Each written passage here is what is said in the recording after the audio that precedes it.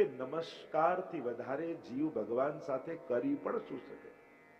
તમે એને શું આપી શકવાના? એણે બધું આપ્યું છે. એ આપણને આપવાનો અવસર આપે છે. આપણે ફૂલ પણ તોડીએ ને, એમ તો મેં ફૂલ ઠાકોરજીને ધર્યું, પણ આપણે ભૂલી જઈએ છે એ બીજ કોનું, એ ઉગાડનાર કોણ, એ ખાતર કોનું, એ સૂરજ પ્રકાશ કોનો, એ પાણી કોનું, એ ઉગાડ્યું કોણે? આપણે તો તોડ્યું ને એમ કહીએ કે મેં મારું ફૂલ ધર્યું. અરે તું ફૂલ છું કેમ માને છે કે ફૂલ તારું છે? એનું જ છે. આપણે તો કેવલ તોડીને એને આપીએ છીએ. આભાર એટલો માનો, વસ્તુ મૂક્યાની મહત્તા ન માનો, તે આપવાનો મને અવસર આપ્યો, તે ધરવાની સમજણ આપી, એના બદલે તારો આભાર છે પ્રભુ. તે તો મને ઘણું આપ્યું, હું તો એ ઘણામાંથી થોડું તને આપું છું. આપનારો તો તું જ છું. તું તો કોઈની પાસે પણ કરાવી શકત, પણ તે તારું કાર્ય કરવા માટે મને પસંદ કર્યો, એ બદલ હે ઠાકોરજી તારો આભાર છે. તારી પાસે તો કરોડો હાથ છે, પણ તને મારા બે હાથ ગમ્યા, એ બદલ તારો આભાર છે પરમાત્મા. તારી પાસે કરોડો પગ છે દોડવા માટે, પણ તે મારા પગ પસંદ કર્યા, એ બદલ તારો આભાર છે. તારી પાસે તો કરોડો લક્ષ્મીઓ છે, પણ તારું કાર્ય કરાવવા માટે તે મારા ખિસ્સામાં હાથ નાખ્યો, એ બદલ તારો આભાર છે પરમાત્મા. ઉપકારી તો એ જ છે. એને ક્યાં કોઈની કમી છે? પણ એને આપણી પસંદગી કરી, એ બદલ હે ઠાકોરજી તારો આભાર છે. એને ક્યાં કોઈની કમી છે? આપણી તકલીફ જ એ છે, કોઈ ટીવી આપે તો 10 વાર થેન્ક યુ કહી દઈએ, પણ જેને આંખ આપી એનો ક્યારે આભાર ન માને. કોઈ કાર આપે તો 10 વાર થેન્ક યુ કહી દઈએ, પણ જેને હાથ પગ આપ્યા કાર ચલાવવા માટેના, એનો ક્યારે આભાર નથી માન્યો.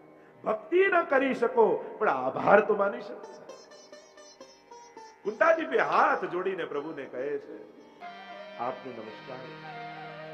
કે પ્રભુ આપના એટલા ઉપકાર છે કે એ બદલ હું કઈ ચૂકવી શકું એમ નથી. અગણિત આપના ઉપકાર છે.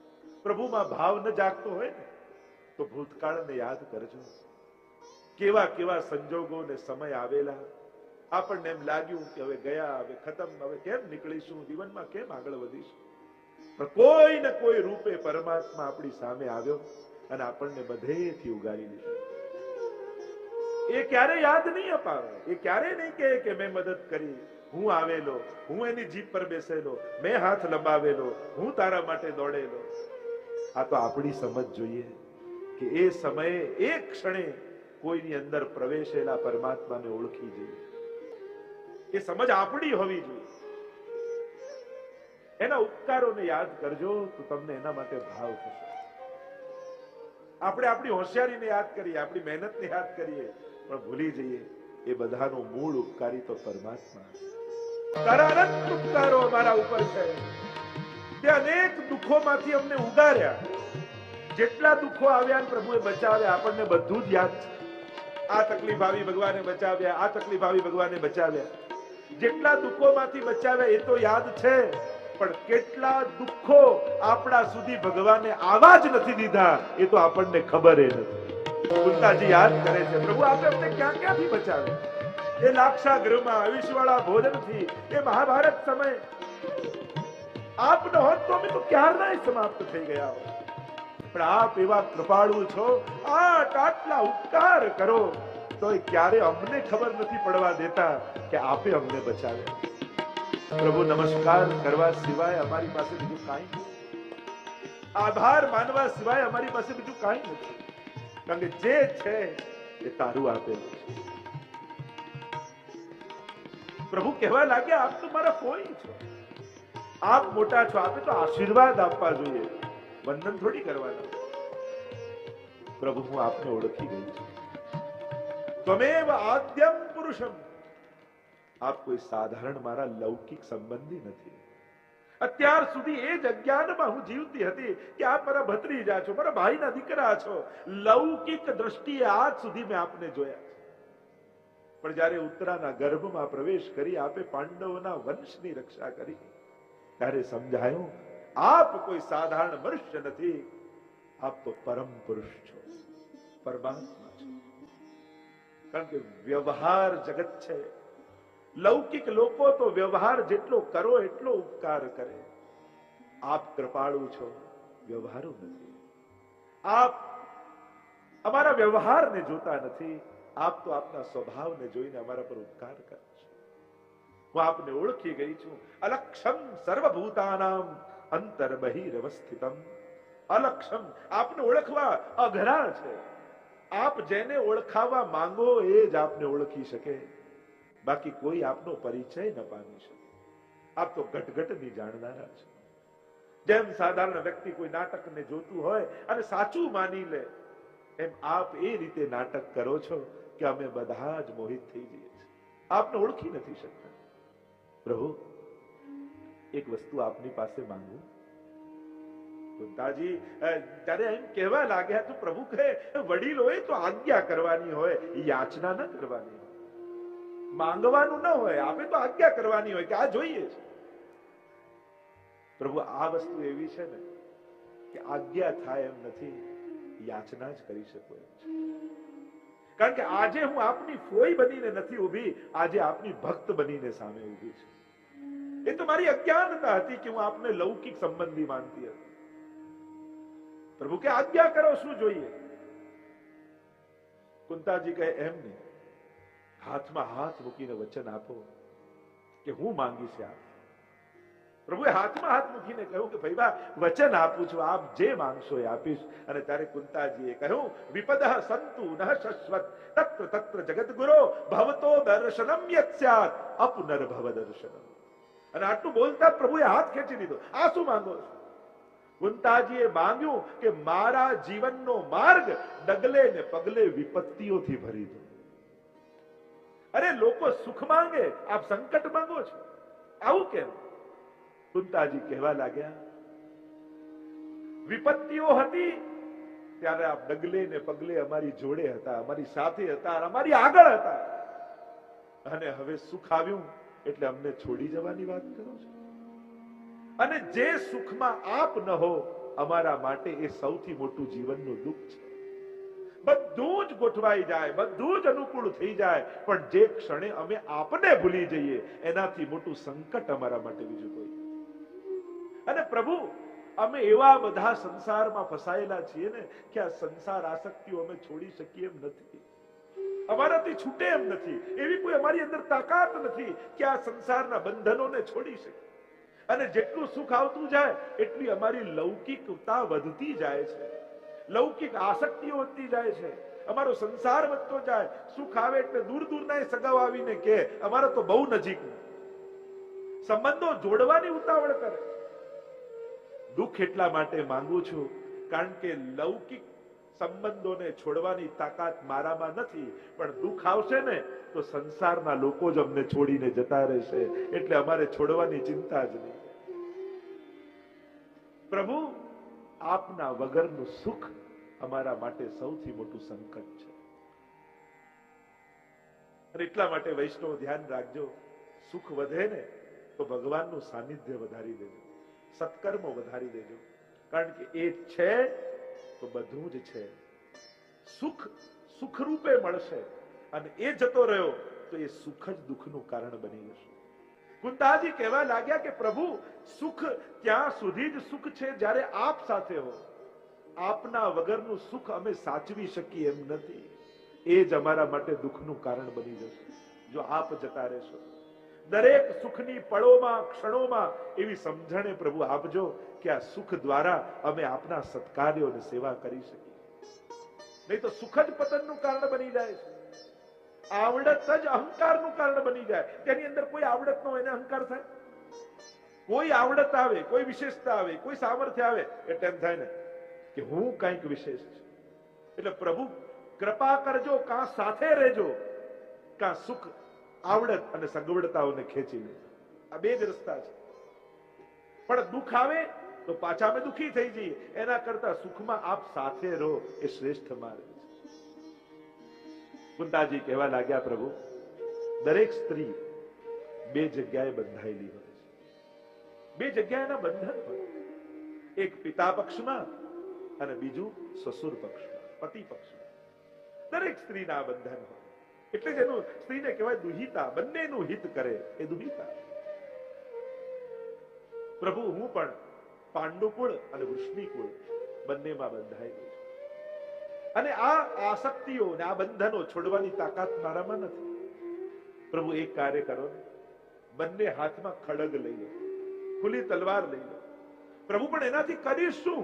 ત્યારે કુંતાજી કહેવા લાગ્યા, આ બંને ખડગોથી પ્રભુ આપ મારા બંને લૌકિક બંધનો કાપી નાખો, જેથી મારું કેવલ બ્રહ્મ સંબંધ રહી જાય, આપની સાથે સંબંધ રહી જાય. કારણ કે મારું ત્રીજું બંધન, ત્રીજો સંબંધ આપની સાથે છે. આ બંને લૌકિક સંબંધો સમાપ્ત થઈ જાય તો આપનો સંબંધ લેશમાં, કેવલ એ જ શેષમાં બચી જાય. કૃપા કરો. સુંદર સ્તુતિ કરી છે કુંતાજીએ. પ્રભુ કહે, હવે બધું જ અનુકૂળ થયું છે, હવે મારે દ્વારિકા જવું છે. આટલા સમયથી હું અહીંયા રહ્યો છું. કારણ કે પ્રભુ પોતાના નિજ ભક્તોની રક્ષા માટે હસ્તિનાપુર કેટલો સમય નિવાસ કર્યો છે. દ્વારિકાવાસીઓ મારી પ્રતીક્ષા કરતા હશે. મને આજ્ઞા આપો, મારે જાવું છે. અને પ્રભુ જ્યાં રથ ઉપર સવાર થયા એટલામાં એક કોઈ દૂત દોડતો દોડતો દોડતો દોડતો દોડતો આવ્યો ભગવાન પાસે, કહેવા લાગ્યો, કૃપાનાથ, આપે કોઈને વચન આપ્યું છે, આપ એમને ન જઈ શકો. અને પ્રભુને કંઈક યાદ આવ્યું ને તુરંત રથ પરથી નીચે ઉતરી ગયા. કહેવાય છે કે મહાભારતની ઘટનામાં ભગવાને ભીષ્મજીને વચન આપ્યું હતું કે તમારા અંત સમયમાં હું તમને દર્શન આપવા આવીશ. એવો પ્રસંગ કહેતા ને કે જ્યારે ભીષ્મજીએ પ્રતિજ્ઞા કરી કે કાલે કોઈ એક પાંડવ આ ભૂતલ પર નહીં રહે. અને દુર્યોધનને કહ્યું કે તારી પત્નીને બ્રહ્મ મુહૂર્તમાં હું સંધ્યા કરતો હું ત્યારે મોકલજે, હું એને અખંડ સૌભાગ્યવતીના આશીર્વાદ આપીશ, પછી તારો કોઈ વાળે વાંકો નહીં કરી શકે. ભગવાન જાણી ગયા, યુક્તિ કરી, દ્રૌપદીને બ્રહ્મ મુહૂર્તમાં ઉઠાવી અને એને જોડે લઈ ગયા. અરે જવાનું ક્યાં છે પ્રભુ, કોઈ પ્રશ્ન ન કરીશ, હું જેમ કહું એમ કર. દ્રૌપદીને લઈને આવ્યા ને ભીષ્મજીની છાવણીની બહાર ઉતારી. કહ્યું કે આ તો દાદા ભીષ્મજીની છાવણી છે, અને એ તો આજે પાંડવો જોડે ભયંકર યુદ્ધ કરવાના છે, એટલે જ તને લઈને આવ્યું છે. અંદર જા. ભીષ્મજી ધ્યાનમાં બેઠા હશે, સ્પર્શ કરજે ચરણોનો, અને જે આપે એ ચૂપચાપ લઈને પાછી આવી ગઈ, બોલતી નહીં. અને કદાચ કંઈક પૂછે તને ભીષ્મજી કે કોણ તને લઈને આવ્યું, તો મારું નામ ન કહે. દ્રૌપદી ભીતર પ્રવેશ કરે છે છાવણીમાં. ભીષ્મજી ધ્યાનમાં બેઠા છે. નિકટ આવી દ્રૌપદીને ચરણોના સ્પર્શ કર્યા. ભીષ્મજીને એમ થયું કે દુર્યોધનની પત્ની આવી છે, અને બે હાથ ઊંચા કરીને ભીષ્મજી આશીર્વાદ આપ્યા, અખંડ સૌભાગ્યવતી ભવ. અરે પેલાને તો હરખ માયો નહીં દ્રૌપદીને. અરે કહ્યું, દાદાજી બહુ મોટી કૃપા કરી. અને પ્રભુએ તાળી ઠોકીને કહ્યું કે આપ બોલી. ભીષ્મજીની આંખો ખુલી. અરે દ્રૌપદી તું અહીંયા ક્યાંથી? ભીષ્મજીને દ્રૌપદી કહેવા લાગી, આપે મને અખંડ સૌભાગ્યવતીના આશીર્વાદ આપ્યા છે, હવે એકે પાંડવને આપ ન મારી શકો. ભીષ્મજી કહે, પણ આ સમયે અહીંયા તને લઈને આવ્યું કોણ? અને હવે દ્રૌપદીને યાદ આવ્યું કે પ્રભુએ તો ના પાડી. મૂંઝવાઈ, થયું કે શું જવાબ આપવો. શરમાતા શરમાતા સંકોચમાં કંઈક મૂંઝવણમાં એમ કહ્યું, મારી સખી સાથે આવી. અને પ્રભુએ પોતાની કાળી કામડી કાઢીને માથે ઓઢી લીધી. ભીષ્મજી કહે, મારે તારી સખીને જોવી છે, ચાલ મારી સાથે. અને દ્રૌપદીનો હાથ પકડીને ભીષ્મજી બહાર લઈને આવ્યા, અને માથે કાળી કામડી ઓઢીને પરમાત્મા ઉભા છે. નિકટ આવ્યા ભીષ્મજી, અને જ્યાં કાળી કામડી ઊંચી કરી, બોલો દ્વારિકાધીશ કી જય. અને પ્રભુનું એ મુખારવિંદ જોઈ ચોધાર આંસુએ ભીષ્મજી રડવા. પ્રભુ આપ આવી કૃપા કરો છો ભક્તો, પ્રતિપલ ભક્તોની રક્ષા કરવા માટે આપ આવી તત્પરતા બતાવો છો. ભીજાયેલી આંખે ભીષ્મજીએ કહ્યું, પ્રભુ એક વચન આપશો? હા દાદાજી, આજ્ઞા કરો. પ્રભુએ કહ્યું કે વચન. ભીષ્મજી કહે કે પ્રભુ એટલું જ માંગુ છું, આજે જે રીતે આપે મને દર્શન આપ્યા, વચન આપો, મારા જીવનનો અંત સમય હોય ત્યારે છેલ્લી શ્વાસે આ જ મુખારવિંદ સામે લાવી અને મને આપ દર્શન આપશો.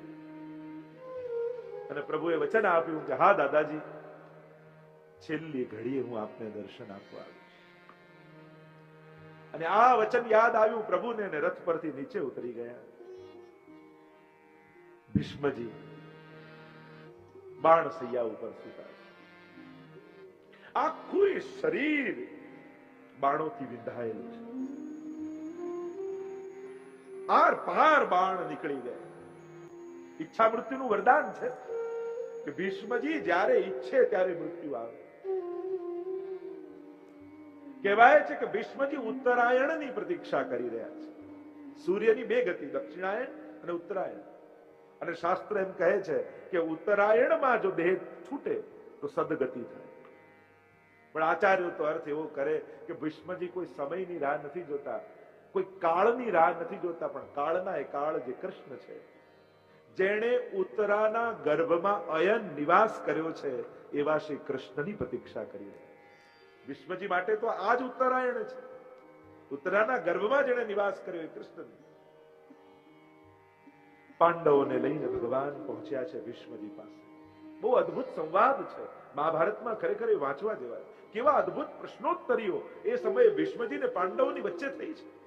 અનેક પ્રશ્નો કર્યા ને ભીષ્મજી ઉત્તર આપે છે.